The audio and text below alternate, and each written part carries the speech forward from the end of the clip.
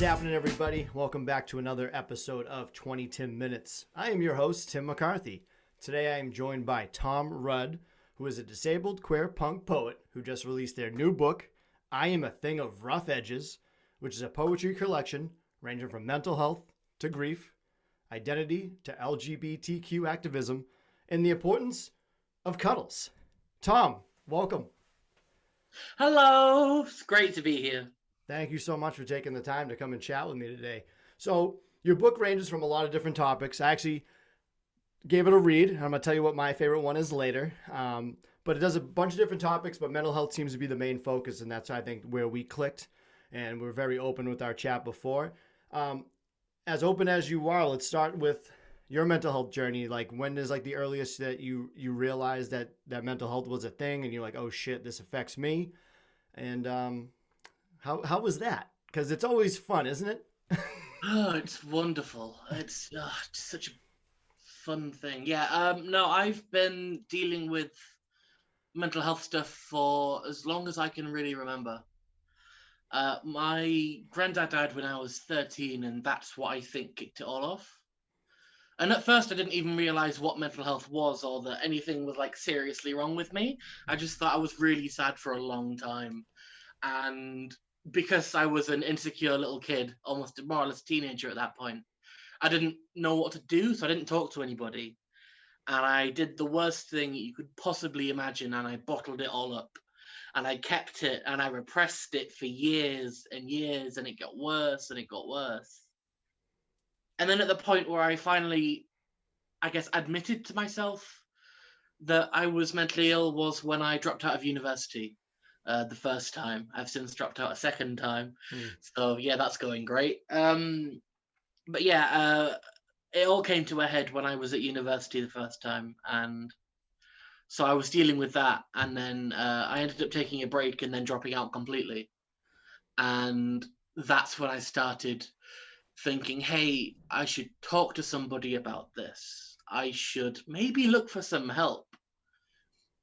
But with the state of the country in the last decade, getting actual mental health support is near impossible. Like, the NHS is, for everyone that sings the praises of free healthcare, it's so understaffed, it's so overworked, and the current government are doing everything in their power to get rid of it. So it's just such a struggle. It's a long struggle, and I feel like with the UK and America, it's like different like aspects in their own realm, but we have similarities. I always thought that because I always see people in the UK always talk about their mental health. They're very open. I'm like, oh, it must be a lot easier out there. And everyone's like, no, it's awful. And yeah, you just reassured that right now. When did you start feeling that you were finally getting help? Like, how did you get to that point? Did you find a therapist? Did you talk to certain people? What was that like? That's complicated. Yeah. I don't think I really have found the help that I need since like I said, I dropped out of university a second time, which was fun. And I'm planning to go back again and see if it works this time. What are you going to school for? First, I went for politics, which was really, really boring, and then creative writing, because I started the whole poetry thing, and then I thought, let's work on that and let's do creative writing, because surely that'll be easier because I'm more interested in it. And no. Now, are you diagnosed with anything? Borderline personality disorder. Yeah, it's not 100% official diagnosis. Like, I don't have a certificate or anything, but imagine if they gave out certificates like, hey, here you go, hang it up on your fridge. The only reason I don't is because it's so difficult to get that level of attention unless you're really, really severe. And when it comes to that, there's a chance I could just be sectioned completely. So I've kind of skirted the line. I've talked to several therapists and mental health professionals who all agree that I have borderline personality disorder, but it's an absolute journey to get it properly diagnosed. I'm diagnosed with depression and anxiety at the moment, and then, technically I'm self-IDing as BPD, but it's been professionally verified, just not through the official channels, I guess. I hate that section where you're into that mental state and you're like, okay, I'm trying to get help, or I can just go to the emergency room and be labeled and thrown into a place where it gets 0 to 60 real quick and you can't handle it because you have to go in those little steps to get there. Yeah, absolutely. Yeah, if you're too severe, there's a chance they'll put you in an institution and just essentially lock you up, which Yeah. is awful. So it's a very fine line to tread.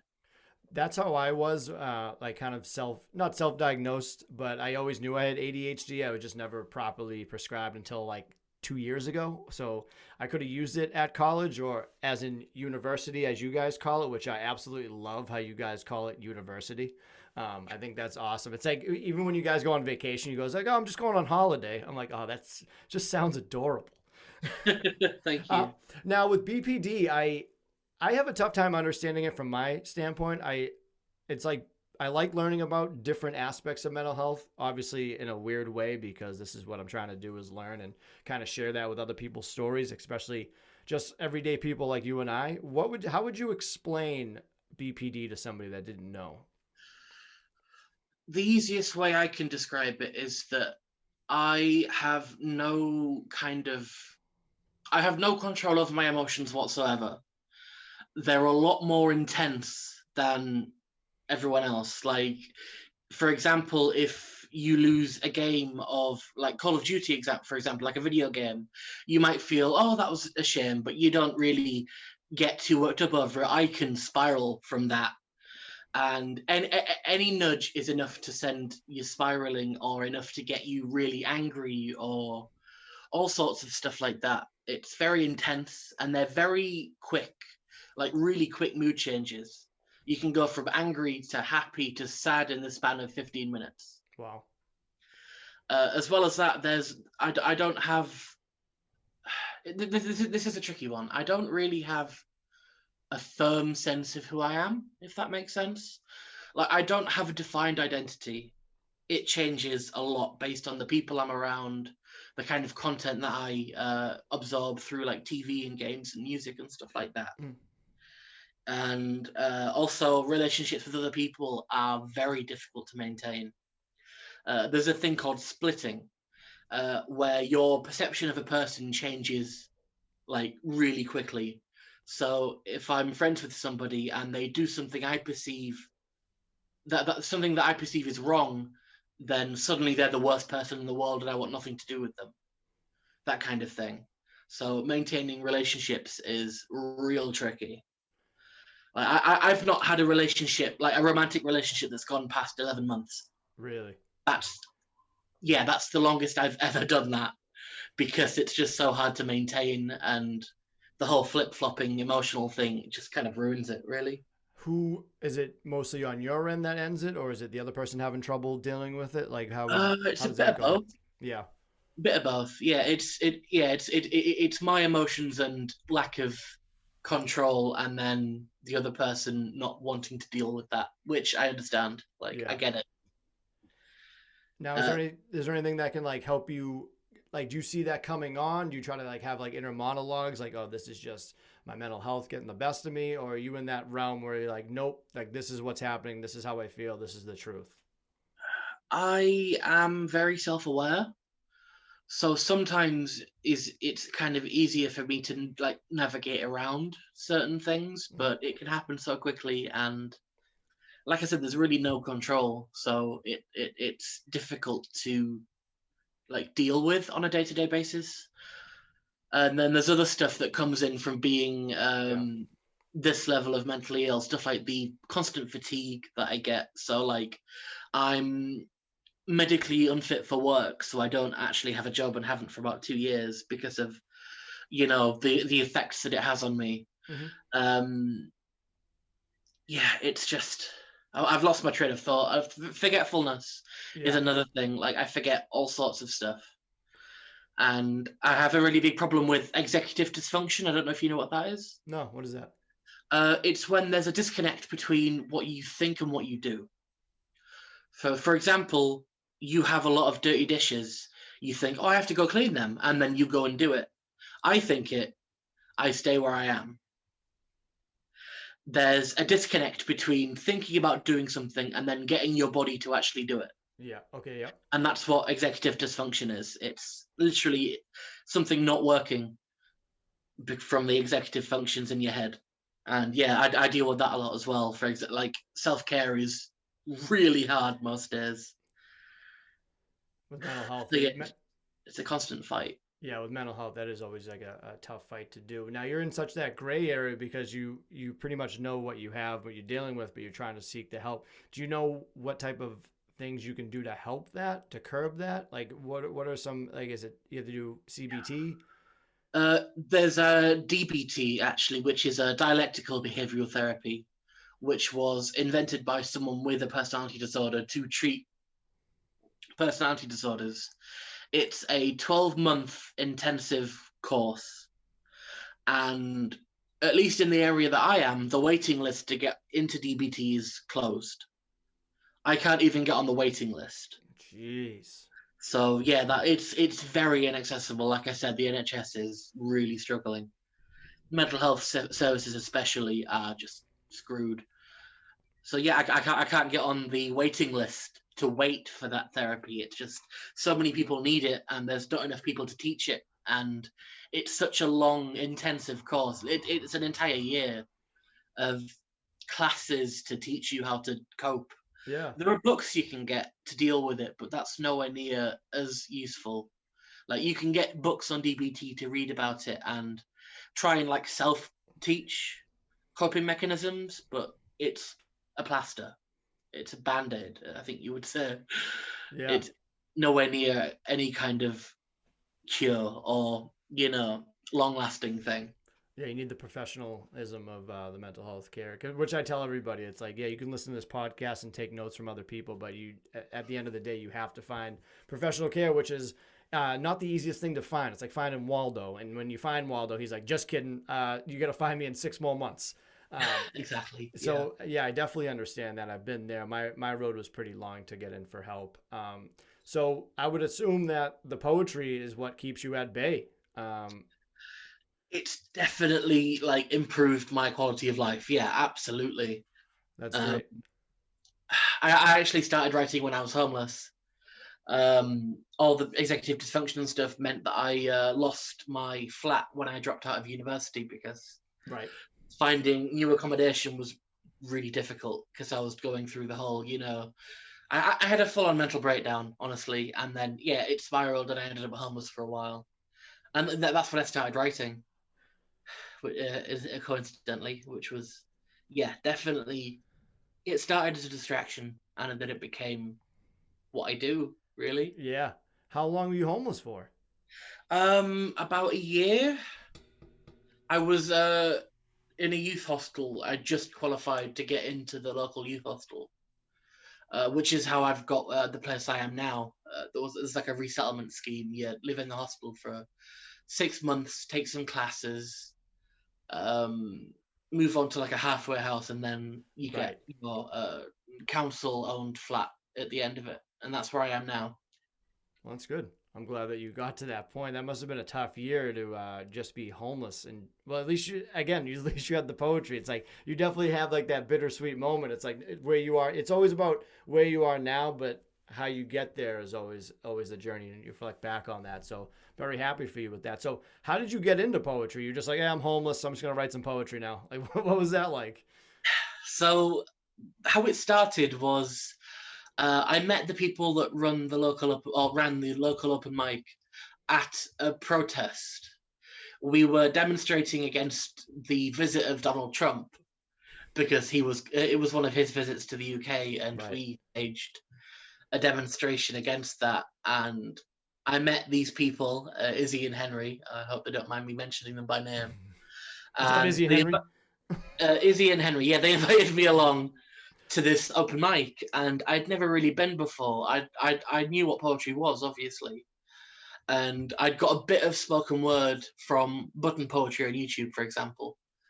So I went along, and I actually ended up writing something for that open mic on the day before.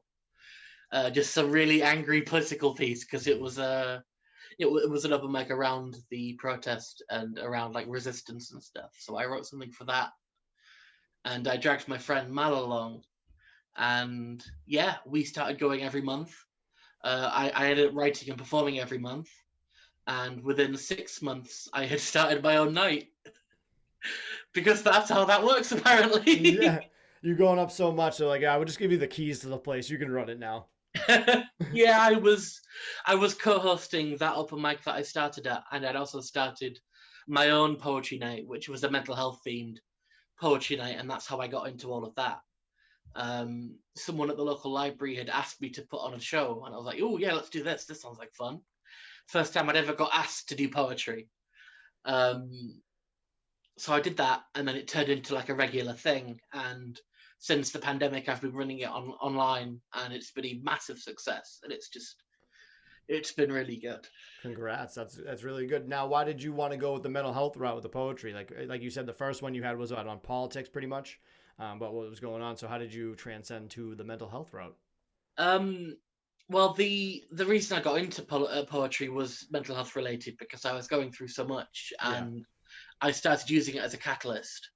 I was writing a lot of mental health poetry and and political poetry. I did both at the same time. My my Facebook page is anxious anarchist poetry, which melds the two quite nicely together, I Yeah. think. So yeah, I a lot of the other open mics that I went to after the first one were all mental health themed as well. There's a really good one in Manchester called Switchblade, which is a great name for a poetry night. That's a great name for one. Fantastic name, yeah. And yeah, I started getting really involved.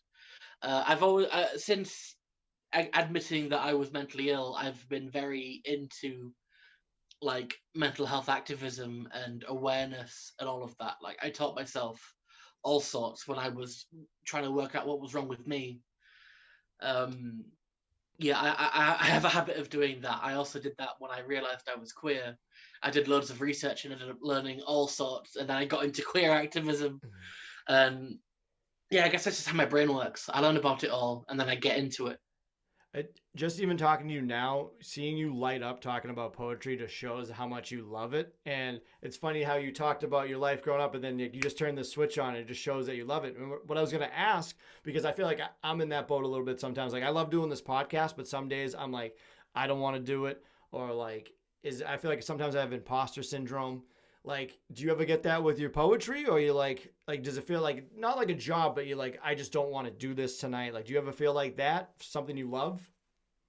I never think that I don't want to do it, but I always have imposter syndrome. Yeah, Yeah. absolutely. Like the journey of making this book was really strenuous because I was trying to fight the urge of, oh, do I even deserve to have this? Like, Yeah. am I the best choice to be published? All this stuff, and it's another battle. Yeah, I'm constantly worried that I'm not, who I say I am. I'm gonna out myself as a fraud one day, and all of my Yeah. work is gonna be That's how I shit. feel And sometimes. It's like I'm yeah, I'm it's like I'm talking to a crowd of me. Like it's just no one else is there. I'm just yelling. yeah, Do you guys believe me? It's like, dude, where are you? I'm like, oh my bad. It's like I just feel like that all the time. I feel so silly about that. absolutely. Yeah, I fully relate to that. Yeah, it's not fun. Now, I am a thing of rough edges from the point you have your own open mic, you're doing all this. How does that come to fruition? How do you like, you know what? I'm putting a book together. I'm putting it out there and you're all going to buy it. So I first off hired an editor to just look at poems. It was just hey, I've got some stuff that I think could use some improvement. Can you lend your expertise? I'll pay you. Well, I didn't pay. It was actually a birthday present from a friend of mine, who actually ended up designing the cover for the book. Yeah, I There's like a that. It's like the picture of 3D him that colors, the 3D yeah, color. I like that a lot. thank you.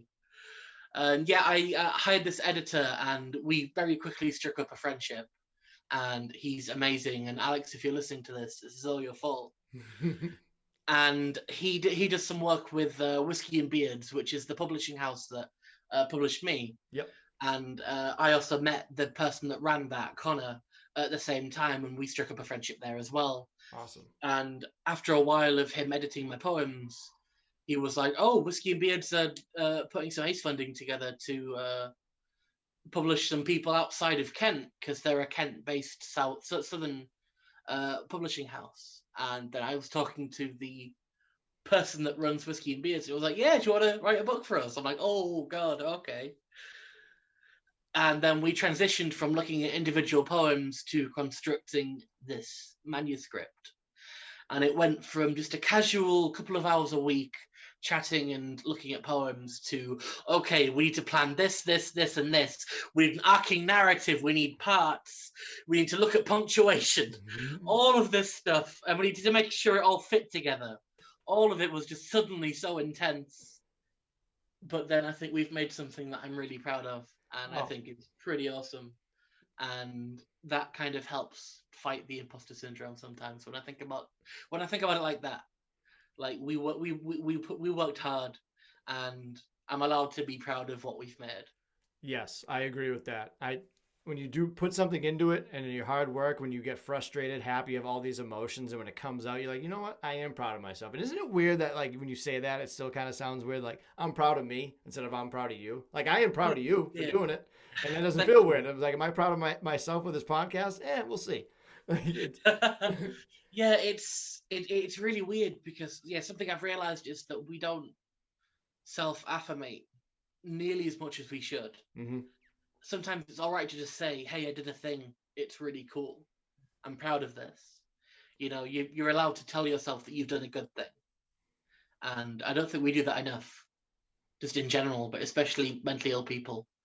We're really hard on ourselves, like all the time. And yeah, it's just nice to say no to that every now and then. Yeah. Be like, I made this thing. A lot of it's really sad and I'm going to make people cry, but it was a good thing. Yeah, that's great. Then I see people on Instagram that love themselves 20 times more than myself. I'm like, hey, I would love to be at that point. Oh yeah, absolutely. That's the goal, isn't it? Yeah, posting 20 selfies a day. Like, look at me. Yes. Yeah. I'd love that kind of confidence. It'd be great.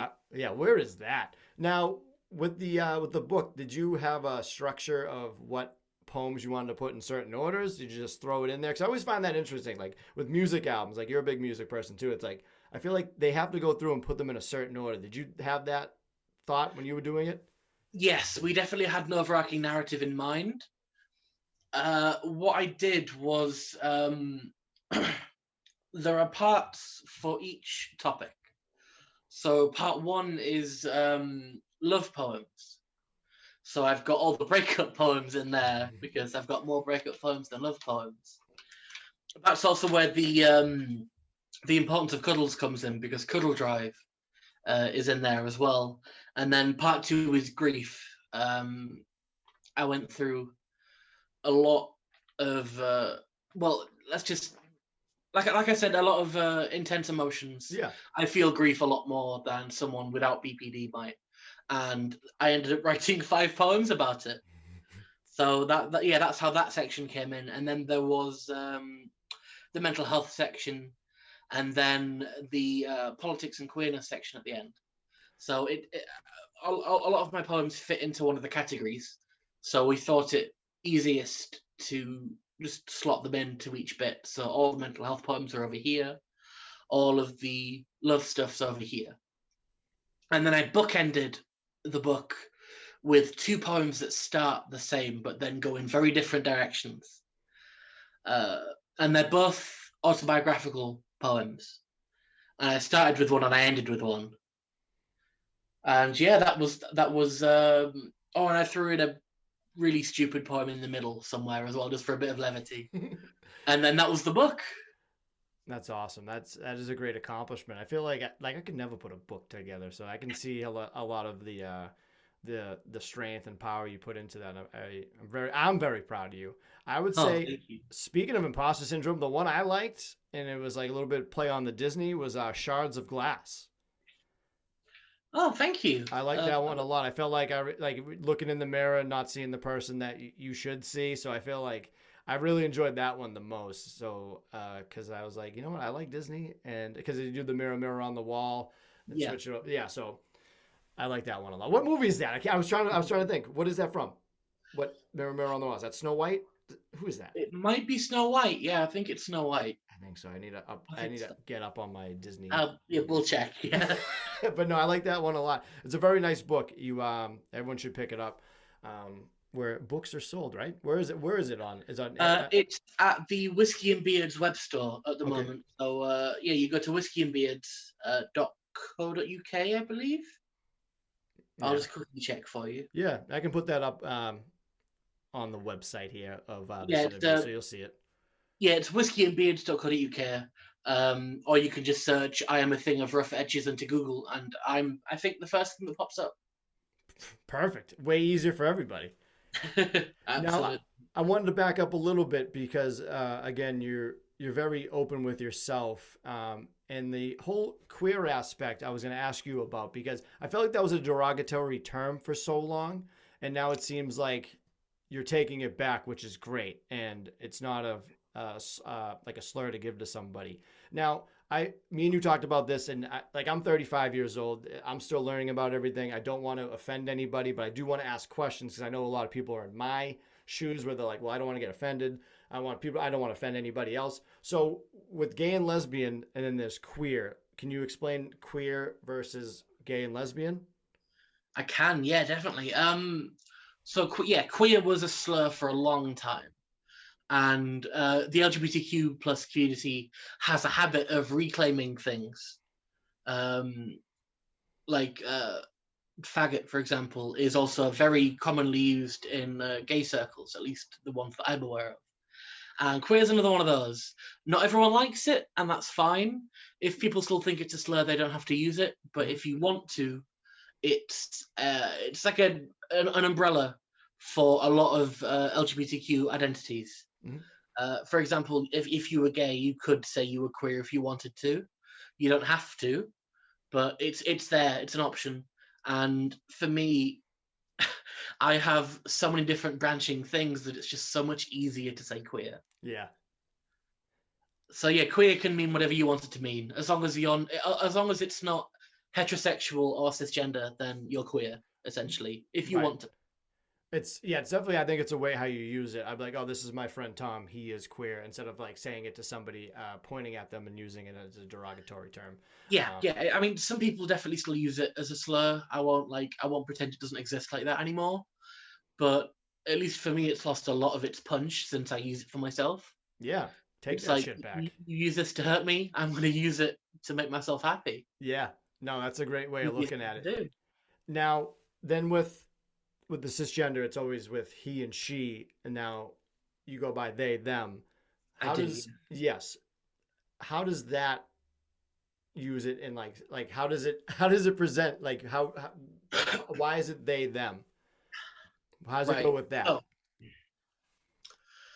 real quick, I'll bundle a real quick history lesson here. Okay, please do, Uh, because again, I didn't even know how to ask the question properly. Like, you know what I mean? absolutely cool. You've nailed it. But I have to explain a few things Yeah, first. hey, take the time all So, you need. sex and gender are separate things. I'm not going to get into sex. Biological stuff doesn't Mhm. matter.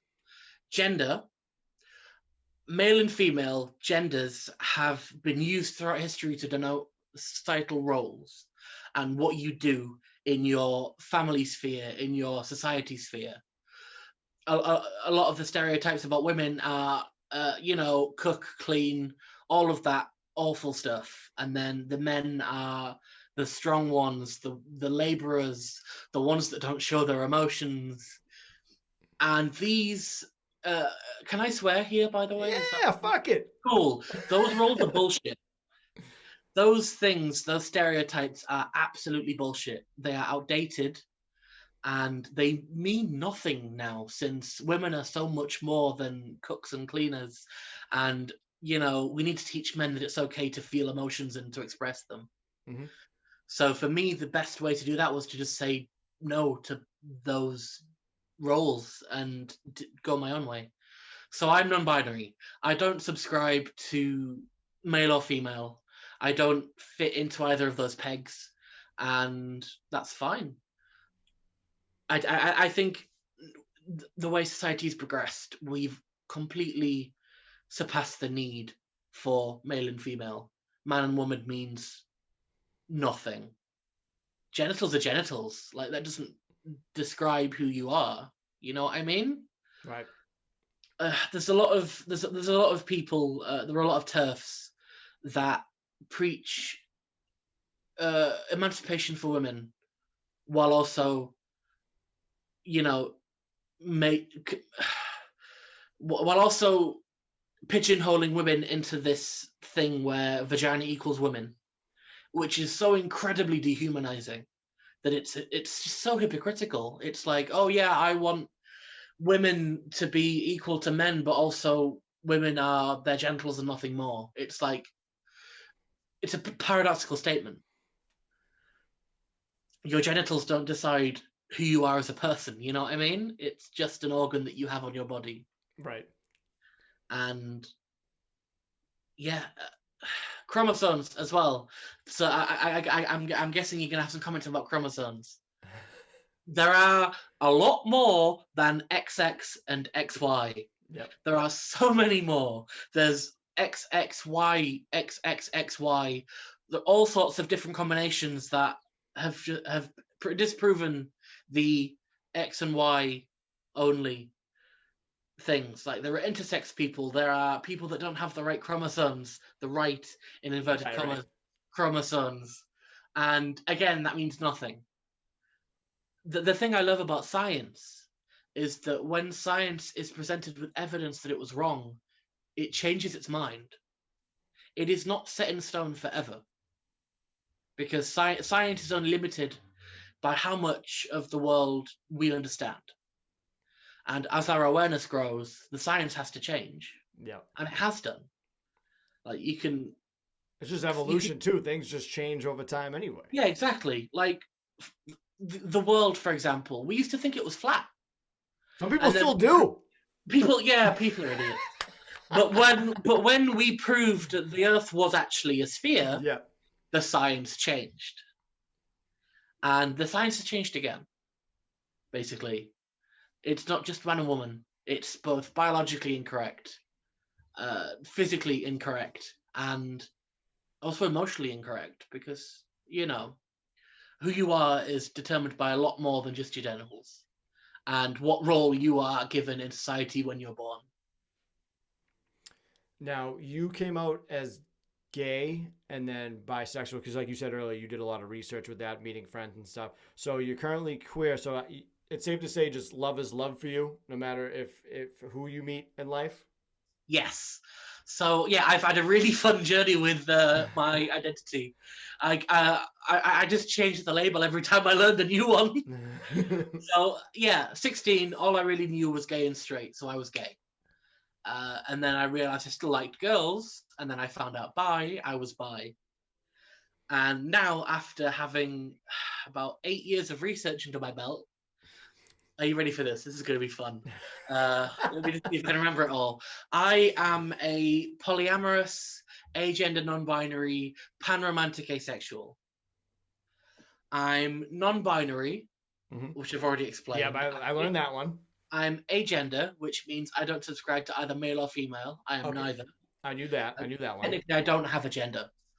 I'm polyamorous, so I can have several partners at once, and everyone is aware of that and cool with it, and it's all copacetic.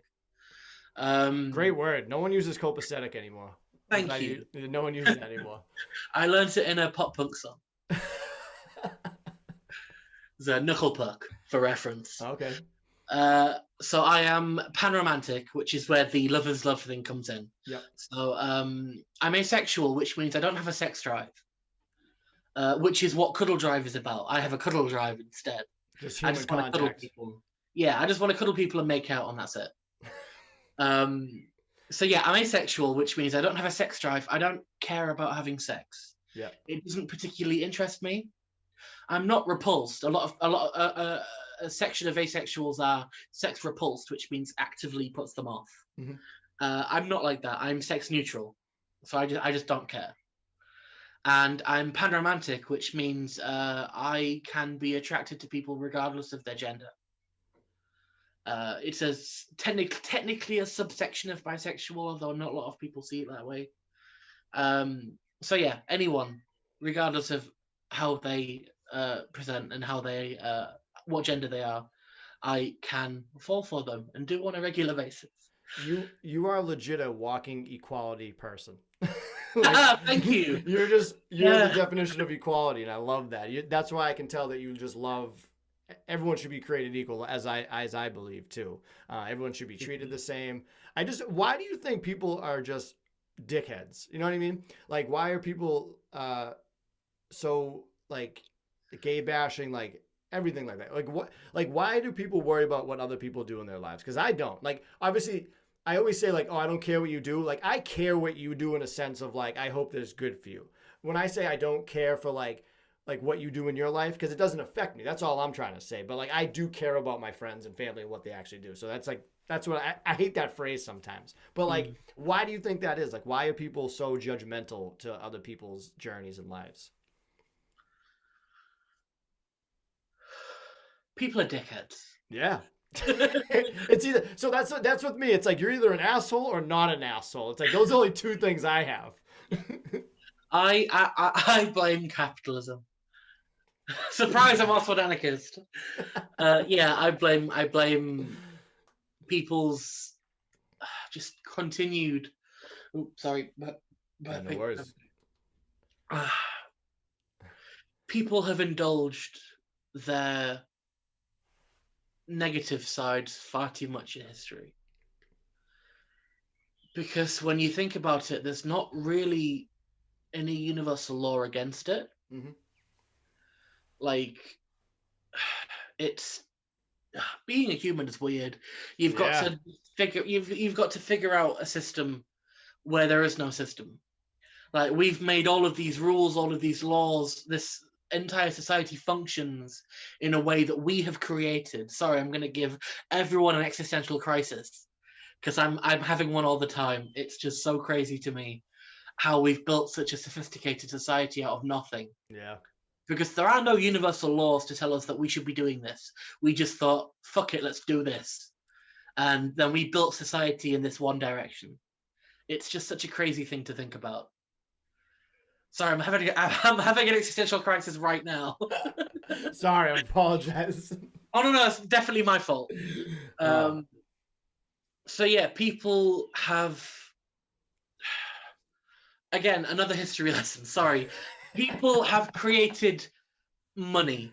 It's an immaterial thing that means nothing, but it does mean something because we've attributed it yep. meaning. Yep. It's completely arbitrary, but it has meaning because we think it has meaning, which is again crazy to think about. Yeah. And we built an entire society around this thing that we invented that means that we can have stuff. We've created a society around based on either giving or taking away resources from people based on how much of this thing they have. People die because they don't have this thing that we invented and gave arbitrary value to. Like we could just feed people and that would be fine, but because some people need to have more of this thing that we invented and it means more to them than, saving other people's lives, we've gone down this very dark route, which is capitalism, where we have people at the very top who have loads of stuff because they have all of this money, and then we have people that have nothing and die or live in poverty and have no quality of life. Like you need to really start thinking about what we were put here to do. The answer to that is nothing. We weren't put here to do anything. There's no universal law for anything. Like I said, we attribute meaning to things ourselves, Yeah. which is crazy. Yeah. World like nothing really matters, but it does matter. Yeah. And because of all of these things that we've attributed and assigned value to, people have evolved to hoard resources, hoard capital, hoard all of these things. And that's obviously going to play on negative emotions and, poor instincts. And I think that's how we got here. A lot of really bad decisions. Yeah. Just a history of bad decisions. Yeah, the history of the human race is just built on bad decisions. But there's some good people Sorry, in I've there. just I've just made several people spiral. I do apologize. Oh man, hey, that's great. Makes great conversation. So yeah, to answer your question, spiteful. Dicks.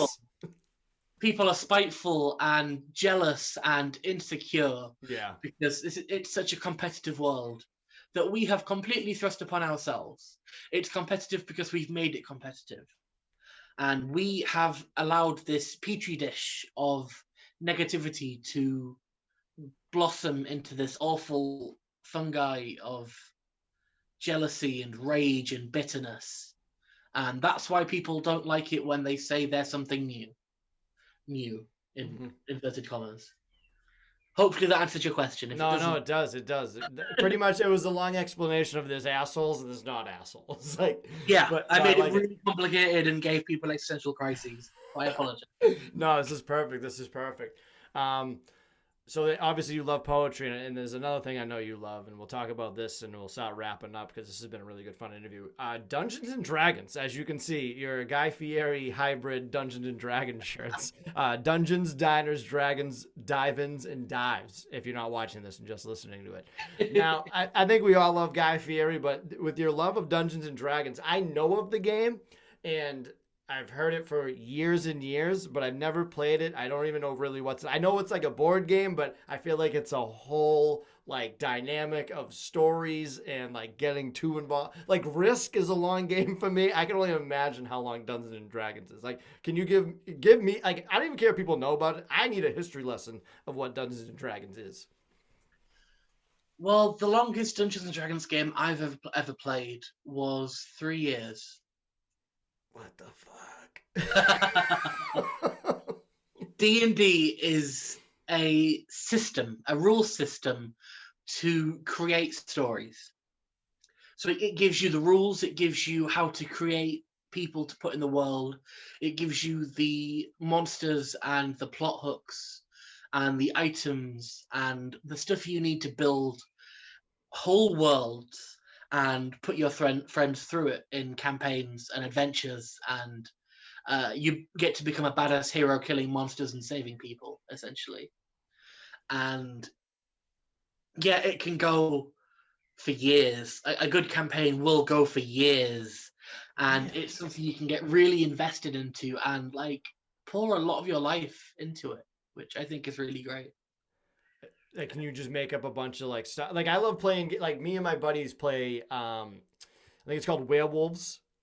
Have you played that? Werewolf, yes. Yeah, we like playing games like that. Those games are quick for me. My ADHD isn't that great. Where like we pretend we're like Southern Louisiana like church people, like lawyers are like, I see, sir, this is you a werewolf right here.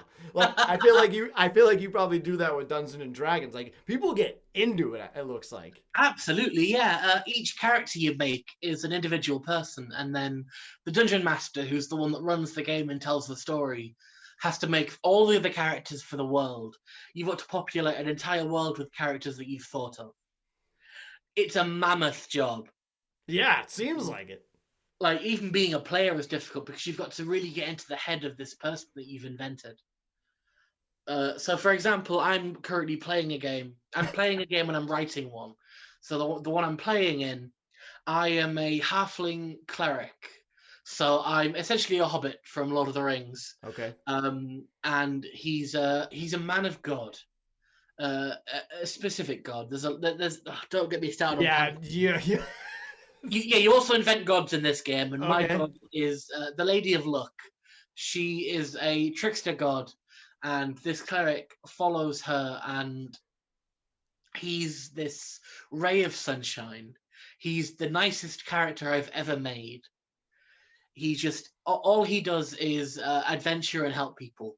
He's a mercenary by trade, and was raised from birth to be a cleric and to be an adventurer. So all he knows is combat and healing, and he does a lot of spells. And yeah, he was essentially raised to help people. And I had to write this whole backstory of his parents, where he's from, why he's doing what he's doing, that kind of stuff. A lot of improv, it seems. Oh yeah, it's nothing but improv. Yeah. Well, you can plan. dungeon masters who plan tend not to plan for long because things rarely go the direction you're expecting them to. Because while the dungeon master is the narrator, the players drive the story. It's the players' decisions in this world that drive what happens and where they go and what they do. And it's several years of improv. Yeah. Do you play just on a board game, or can you play online? We play on we play online at the moment because of pandemic. Yeah, yeah, yeah. We use a website called Roll20, which makes like virtual maps, so you can see like places on the screen. That's But cool. we just talk. We talk. We get on Zoom and we just chat for hours. And it's just it's a case of role playing. So the dungeon master will describe a scene, and the players say what they're doing, and they talk and they do stuff, and you just do that for hours and hours and hours and hours and hours. It seems like it. Uh, 3 years is a long yeah, time. it's you can buy like terrain. You can make like battle maps, like real things. Like there are companies that sell like little terrain pieces. You know, like Warhammer, where they like have massive maps and like you fight armies. Okay. You could do that if you wanted, but I'm a bigger fan of theater of the mind. Yeah. No, Everything obviously. everything happens in people's heads. Yeah. There's no I don't do maps on the table. Although I might draw like a map for the continent or something. Yeah. But I don't tend to do like encounter maps which is where you telegraph fights on like the board. There is no board.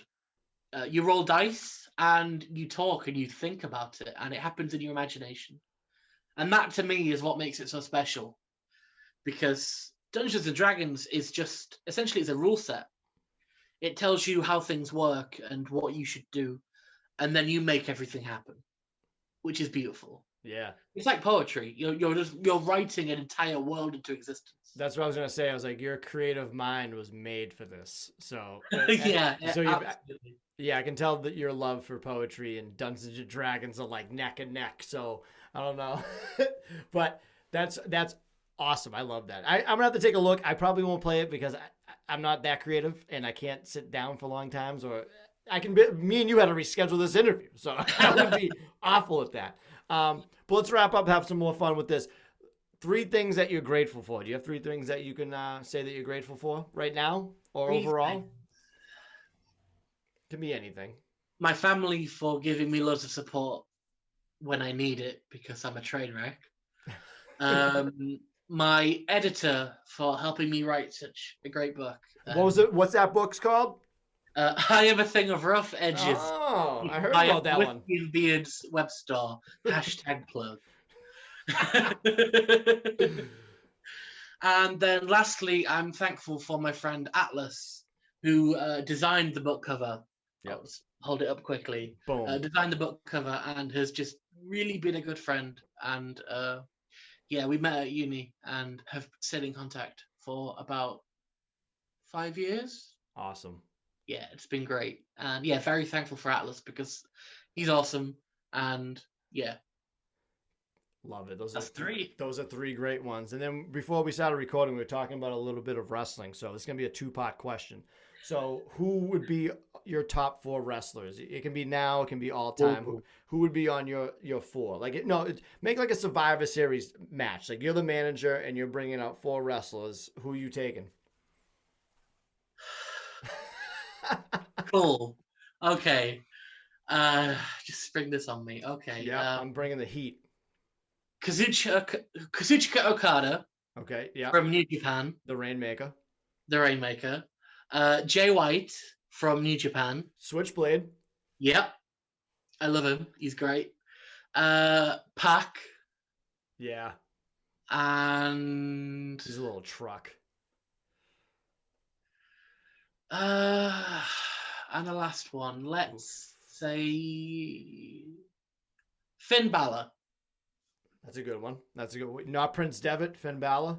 Well, the Prince Devitt version's better. Okay, so yeah. All right. That's a good 4. That's a good 4. I like that a lot. Now, what would your personal theme song be? I know you're a big punk fan. You're coming out, music hits, Tom Rudd's coming out with his book, hits you over the head with the book. What music's playing? Fun fact: I used to play a wrestling role-playing game, and I was a wrestler, and I had my own theme tune. Ah. So I've done this. I created the character, and Why am I not surprised? it's a really niche thing that I found on YouTube, but it was really awesome. It's like this dubstep electro kind of EDM song called "The Antagonist" by Modigs. Okay. And it's just this really intense thing that just sounds like a theme tune. It starts really like quite soft, and then it really drives into it. Like when they come out on the ramp, that's when the music just takes off. Yeah. Would you And be a heel? it feels like a theme tune. And my character's nickname was the antagonist, so it worked. I like it. That was his gimmick.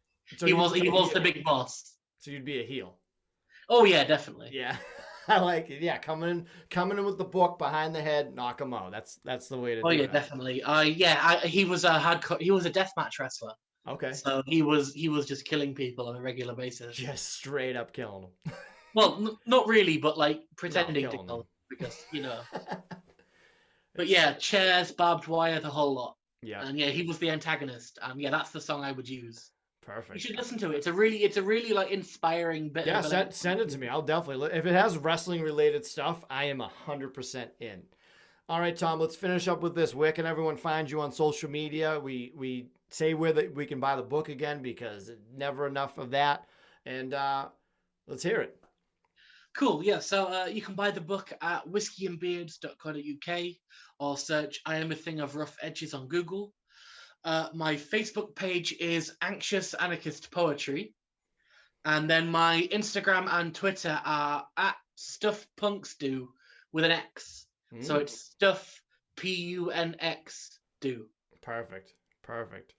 Tom, I thank you so much for chatting with me today. Go out and buy I Am a Thing of Rough Edges. Tom, very proud of you. I love you so much, and good luck with everything moving forward.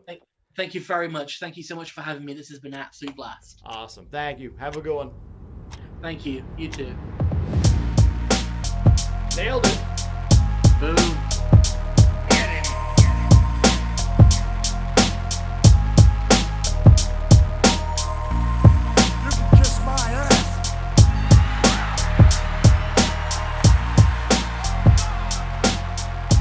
This podcast is not intended to be a substitute for professional medical advice, diagnosis, or treatment. Always seek the advice of your physician or other qualified health provider with any questions you may have regarding a medical condition. If you are feeling suicidal, please dial 911.